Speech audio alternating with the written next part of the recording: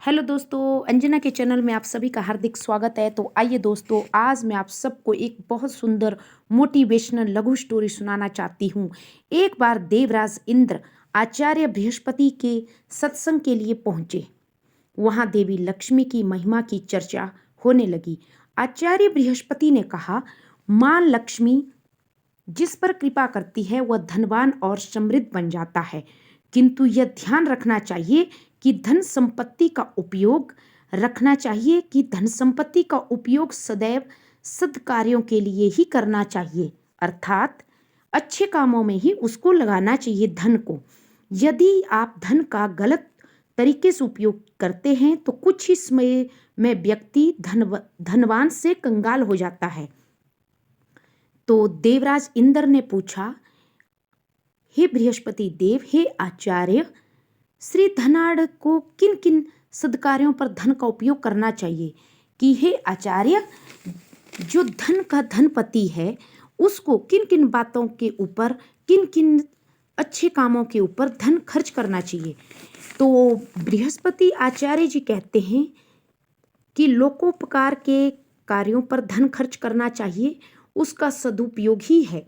जल का हमारे जीवन में अत्यधिक महत्व है, अतः जो व्यक्ति कुएं खुदवाता है, बावड़ियाँ तालाब बनवाता है और बाग बगीचे का जीर्णोद्धार करता है, वह न सिर्फ इस लोक में बल्कि स्वर्ग लोक में भी प्रतिष्ठित होता है, जो श्रीमद् भागवत गीता करता है। अगर आप सक्षम है तो कीजिए। अगर आप थोड़े से कम भी प्रतिष्ठित व्यक्ति हैं तब भी जितना थोड़ा बहुत आप उसमें सहयोग दे सकते हैं श्रीमद् भागवत गीता में, उतना दीजिए। और किसी गरीब की कन्या की शादी करा दीजिए।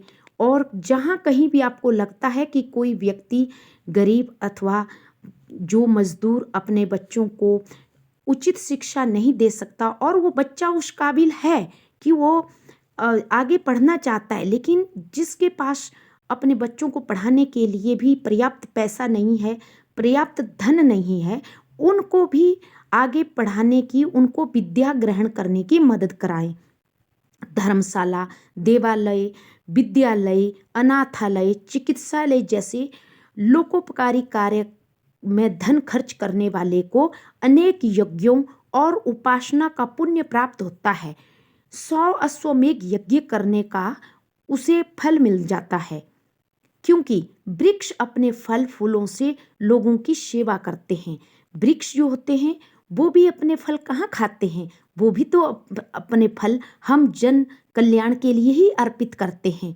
फूलों से सीखो, फूल भी तो कहाँ अपने फूलों को ग्रहण करते हैं, फूल भी तो भगवान की सेवा में, लोगों की सेवा में अपने आप को न्यौछावर कर देते हैं और वातावरण को सुखद बनाते हैं। एक इंसान ही ऐसा गंदा प्राणी है जो कि इस वातावरण को, इस पर्यावरण को दूषित करता है, गंदगी के माध्यम से भी, विचारों के माध्यम से भी, और अनेक प्रकार के जो भी उसमें गंदगी भरी है उससे अपने आसपास, या निंदा के कारण, या चुगली के कारण, या किसी का अहित करके कारण, उसका जो अहिति, उस जिस व्यक्ति को अहिति करना है उसके कारण, तो ऐसे व्यक्ति के पास जो इधर उधर की फालतू वो करता है और सद्कार्य में धन अर्जित नहीं करता, सिर्फ अपना ही पेट भरता जाता है, क्योंकि आगे चलकर तो कोई बैंक खाता साथ नहीं चलेगा। ये हमारे जो पुण्य है यही काम आते हैं। तो इसलिए धन के जो प्रतिष्ठित व्यक्ति हैं, जो भी जितनी सेवा कर सकते हैं, विचारों के माध्यम से या धन के माध्यम से, या थोड़ी सी खुशी देने के माध्यम से, या सेवा करने के माध्यम से, जितना आपसे बन पड़ता है उतना जरूर जन कल्याण में अपना धन खर्च करें और अपना सहयोग अर्पण करें। अतः पौधारोपण पर खर्च किया गया धन सार्थक और पुण्यदायक है। जितने भी आप पेड़ पौधे वृक्ष लगाते हैं उनसे भी बहुत पुण्य मिलता है।